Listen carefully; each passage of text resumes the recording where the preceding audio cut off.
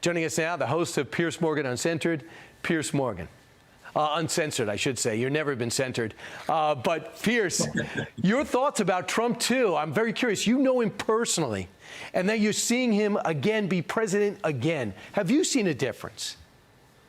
No question. And I'm so glad, Brian, you played that Rocky quote, the famous speech to his spoiled brat son, when he tells him to get a grip and tells him what winning is all about and how you do it. Because actually what Donald Trump has done is exemplify exactly what Rocky Balboa was saying. Life is not about what you hit.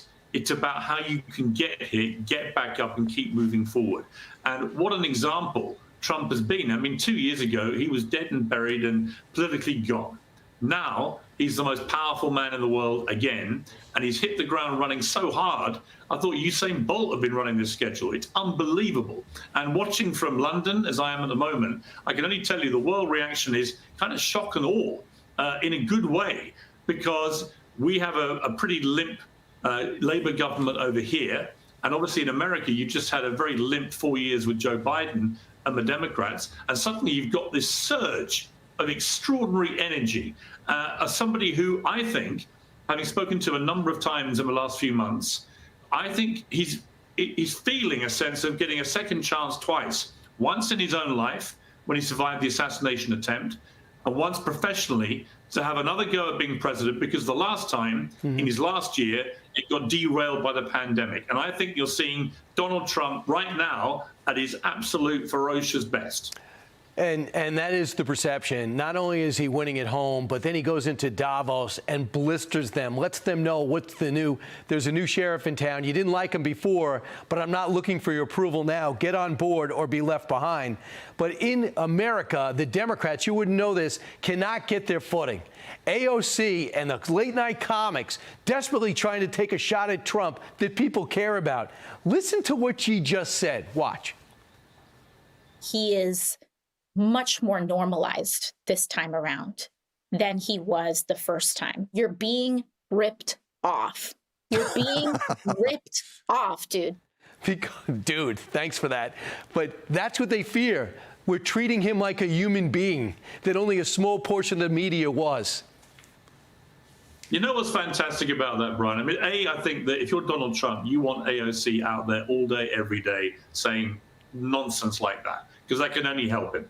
But secondly, how ironic that somebody from a party who for the last 4 years have gone against normality, who've got increasingly insane, who've defied logic, common sense, science, biology, that they are the ones that are trying to accuse people of normalizing Trump. Let me tell you why Trump won, AOC, and why he won so big with so many different categories of people. Black, white, Jew, Muslim, old, young, you name it, they came and voted for him.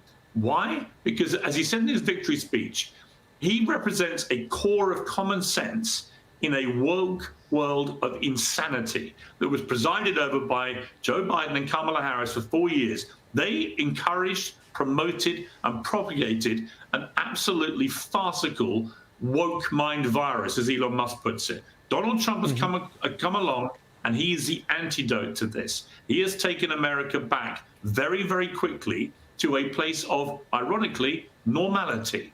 Right. New green scam. He brought up right to the people that manifested it at Davos.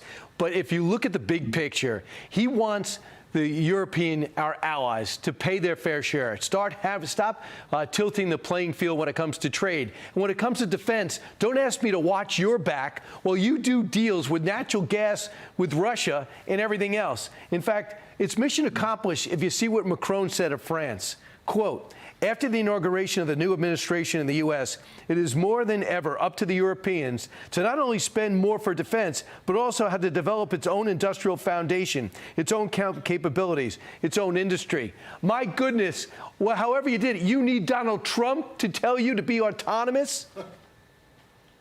Yeah, I mean, listen, I remember in the first time around when Donald Trump was haranguing all the NATO countries and saying, you've got to pay your way. Why should America keep paying for all you guys, and you expect us to turn up and defend you if you're not paying your basic dues that you're supposed to pay? And guess what? When he said that and said, if you don't, NATO will become obsolete. In other words, what's the point of it if you're not going to, as members, pay your membership fee?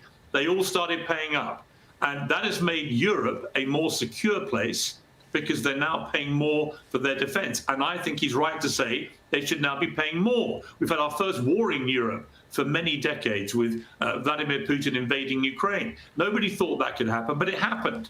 And the reality is Europe needs to spend more on defense. And Donald Trump knows that. And he also is right to say that why should America respond to any begging bowl from a country that isn't prepared to pay what is just basically supposed to pay up as dues? I agree with him, and he's right.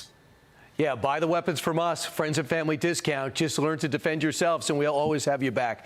Piers, the last 2 times you appeared in our show, Donald Trump texted you to tell you what a great appearance. Do you think he'll text you again? You know, I was remembering, actually, that a week after he got shot, he appeared on another rally stage, and I was stunned. And I appeared on your show that night. I phoned in from London that day, came on your show live, and I said, isn't that amazing that he, having a week ago nearly been assassinated, and the way he responded in that moment, standing, shouting, fight, fight, fight, the most extraordinary act of courage and defiance imaginable. And then a week later, he's back out there in front of 20,000 complete strangers, mainly, not knowing if there might be another shooter in there. I thought that showed remarkable personal bravery. And I said that on your show. And he rang me when I got back to my hotel room. And we had a great 20-minute conversation.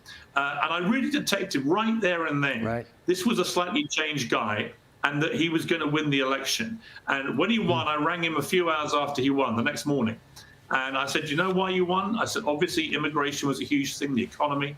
But actually, what you said about a core of common sense, that's why you won. You've come to represent antidote to woke. And that, thank God, frankly. Right. Piers, always great to talk to you. Thanks so much for your time and once again being our lead guest. Have a great weekend.